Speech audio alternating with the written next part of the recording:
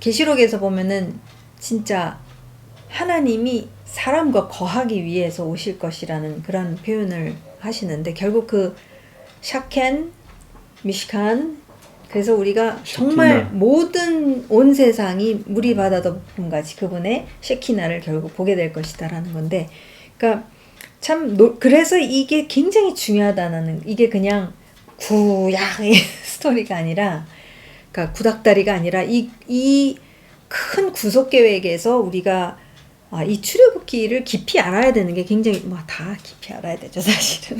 근데 너무 중요하다라는 걸 제가 점점 이렇게 그게 와닿는 것 같아요.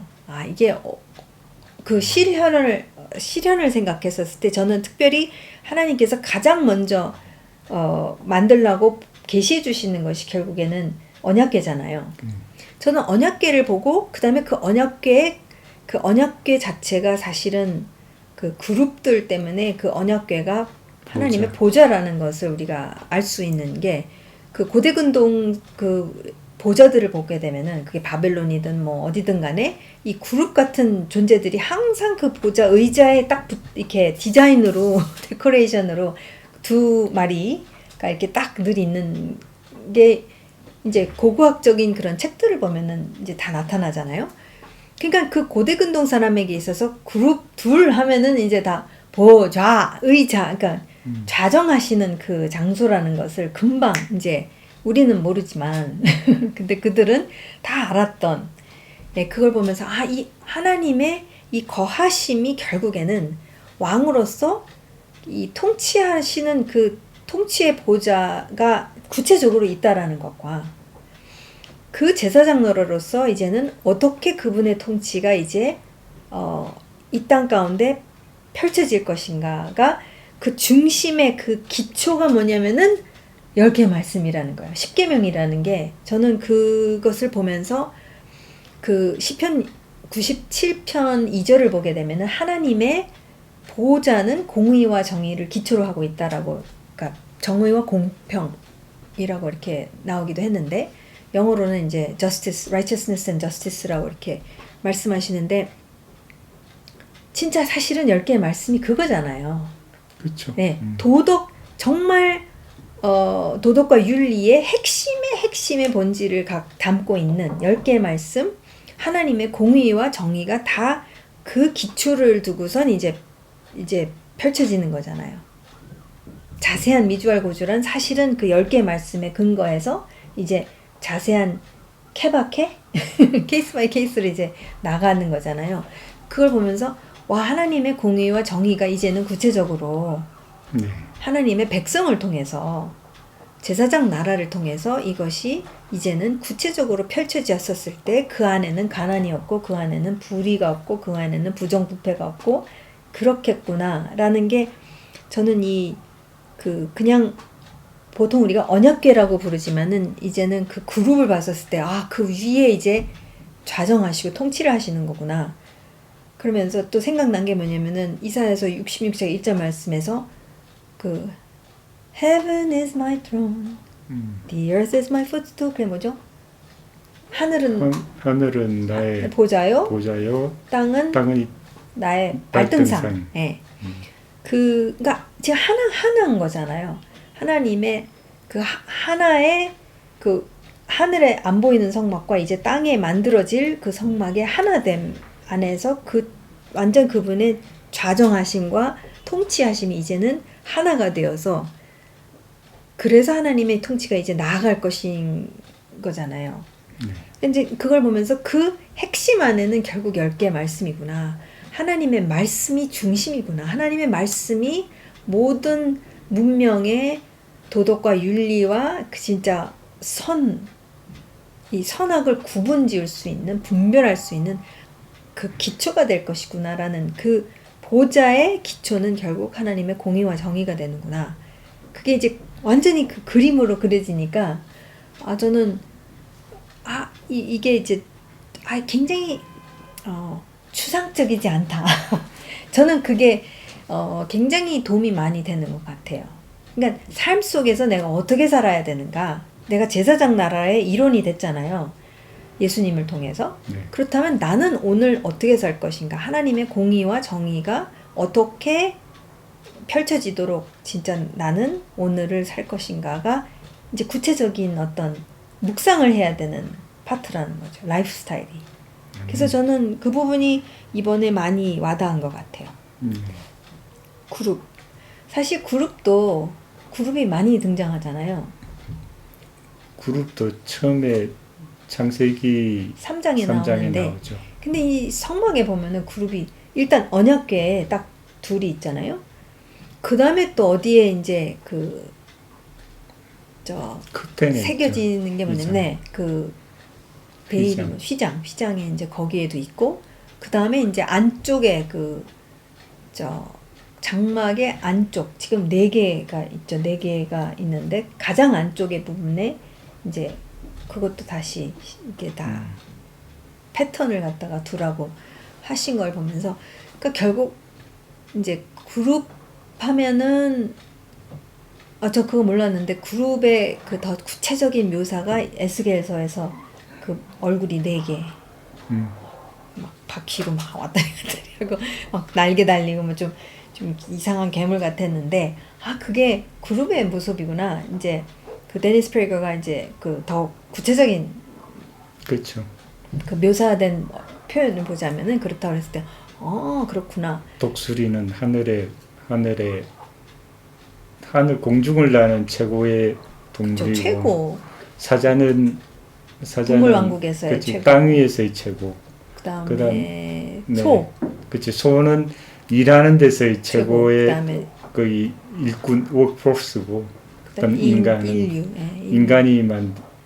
하나님이 만든 최고의 그 작품 인간을 그렇게 묘사했다는 표현을 썼을 때 그렇구나. 그것을 다 지니고 있는 어쨌든 그런 천사 같은 존재인데 이제 그 존재의 역할은 뭐냐면은 저는 항상 좀 무섭게 생각을 했어요. 결국엔 그 생명나무의 근처에 가지 못하도록 화염검을 들고선 근처에 오면 갖다 팍 손을 자르든지 뭐 좀 그런 부정적인 생각을 가졌는데 저는 버코비치 그 선생님이 가르쳐 주시는 그 가르침을 들으면서 사인이라는 그러니까 그룹이 등장을 하면은 딱 연상이 되는 게 뭐냐면은 우리가 가야 할 곳은 표지판입니다. 그쵸? 표지판. 사인포스트. 그렇죠? 그러니까 결국 우리가 돌아가야 될 회복되어져야 하는 것은 기쁨 동산이다. 지금 하나님은 그것을 회복시키시기 위해서 지금도 오늘도 움직이고 계신다라는 그 표지판 역할을 한다고 그랬을 때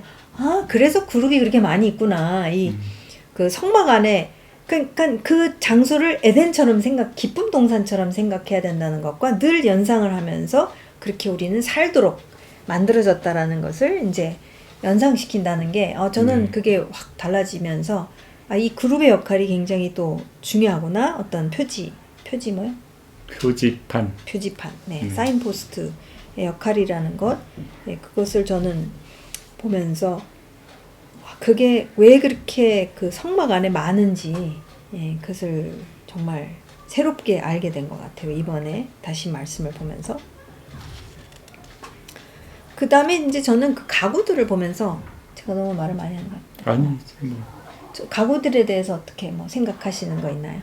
특별히 제가 그냥 휘장에 대해서 이렇게 좀 감동이 있었던 게 뭐냐면 히브리서 10장 19절에 이렇게 나와요. 그러므로 형제들아 우리가 예수의 피를 힘입어 성소에 들어갈 담력을 얻었나니 그 길은 우리를 위하여 휘장 가운데로 열어놓으신 새로운 살 길이요 휘장은 곧 그의 육체니라. 휘장이 곧 그 예수님이다라는 그 말씀으로 이제 그 히브리서 기자가 그렇게 증을 보면서 그랬구나. 몰랐는데 그분의 그 찢기심으로 우리가 남을 입었다라는 그런 것처럼 그쵸? 우리의 죄가 속죄를 받았다라는 그분이 양으로서 찢김을 받으신 거고 죄 없는 어린 양으로.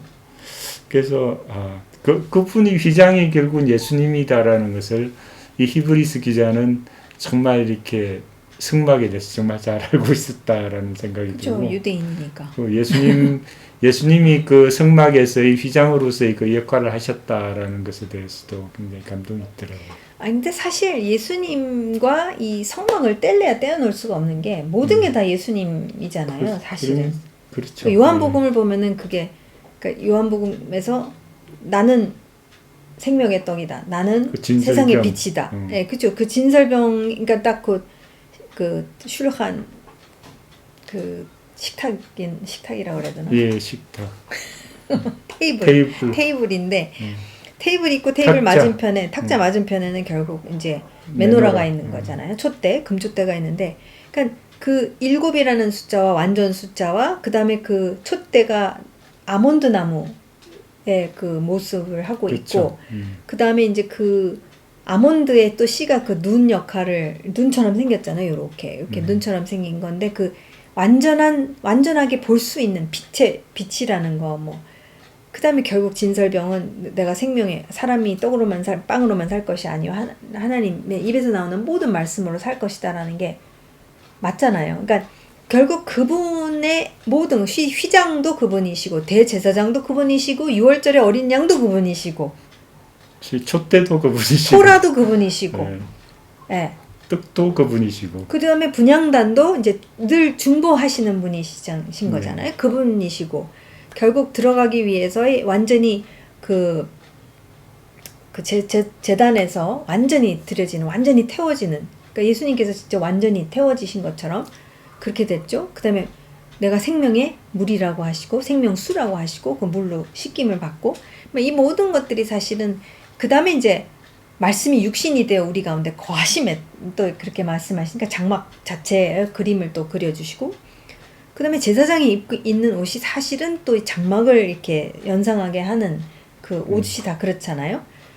그런 가운데서 또 예수님이 대제사장이 되시고 하늘의 대제사장이 되셨다는 것과 이 보혈, 그러니까 6월절의 어린 양의 피도 되시고 그러니까 하여튼 모든 게 다 예수님으로 충분히 설명할 수 있기 때문에 이제 그것은 다 지나간 것이고 이제 예수님한테 초점을 맞추면 된다 하지만 사실 그 역할들을 우리가 자세히 알면 예수님이 이런 역할도 하시고 저런 역할도 하시고 그분의 어떤 역할을 구체적으로 더 알 수 있게 되는 거잖아요. 그렇죠. 사실은. 예. 그게 그래서 그걸 아는 게 굉장히 중요하다는 것과 참 이게 진짜 휘장도 예수님이고 다 예수님이라는 것과 다른 거는 요한복음에서 다 언급이 됐는데 휘장 그 자체가 또 예수님이셨다라는 생각. 그렇죠. 히브리서 기자가. 네, 그분의 영광이 지성소 안에 거하셨는데 예수님의 지키심으로 해서 그 백성 가운데로 이제 임하시는 기쁨 동산이 그렇죠. 되는 예수님의 거죠. 길이요 진리요 생명이가 그렇죠. 되는 거고. 그러니까 사실 히브리서 기자가 없었으면은 그러니까 멜기세덱의 반차를 통해서 그분이 대제사장으로서 하늘의 성막에서 당신의 보혈의 피를 뿌리셨다라는 것을 몰랐을 텐데 히브리서 기자가 그걸 계시해 주셨기 때문에 하늘과 땅의 성막이 지금 온전히 하나가 되고 지금 하나로 움직이도록 디자인을 하신 거라는 거. 특히 이제 출애굽기 말씀을 통해서 그런 제사장 나라가 이 땅에서 완전히 하늘과 일치하는 제사장 나라가 된다면 이것은 어마어마한 제사장 나라가 되고 수많은 열방이 정말 하나님께로 가까이 이 코르반이 카로브 가까이 오게 하다잖아요. 네. 이 가까이 오게 하는 그러니까 제사장의 역할은 그 민간인이 신과 가까이 올 수 있도록 이렇게 중개자 역할을 그렇죠. 그 역할을 하는 거잖아요. 신접하게 하는 거잖아요. 그죠? 근데 정말 이 하나님의 토라의 말씀을 이해하고 그것을 따라서 우리가 살았었을 때 그 공의와 정의 10개의 말씀을 우리가 갖고 예수님께서 그 10개의 말씀을 그대로 사신 거잖아요. 사실 그 의미를 풀어내신 거고 그랬었을 때에 하나님의 나라가 풀어지면 이것은 끝난 게임이 되겠구나. 근데 아직은 그런 나라가 안 보이지만 근데 주님이 원하시는 것은 정말 제가 이제 진짜 그 삶을 이제는 작은 곳에서 내가 있는 곳에서 그걸 살아내는 것이 굉장히 중요하다라는 생각을 하게 됐어요. 그러니까 조금 전에도 얘기한 것처럼 그 지성소에 그 하나님의 보좌와 영광이 거기에 있었는데 예수님의 찢기심으로 인해 그것이 결국은 백성 가운데로 우리 가운데도 이방인 가운데도 임하고 결국은 우리가 또한 성전이 됐다고 그러잖아요. 그렇죠. 그 우리 가운데 거하시었다는 그 자체가 얼마나 이게 감동이 되더라고요. 이게 그분의 찢기심, 그분의 찢어지심으로 인해서 그분의 영광이 우리 가운데 이방인인 우리 가운데 약속도 없고 언약도 없었던 그치. 우리 암흑 이방인 속에만 가운데서도 네. 그분의 있었는데. 영광이 우리 가운데 거한다라는 그 자체가 너무 감사하고 감동이 있어요.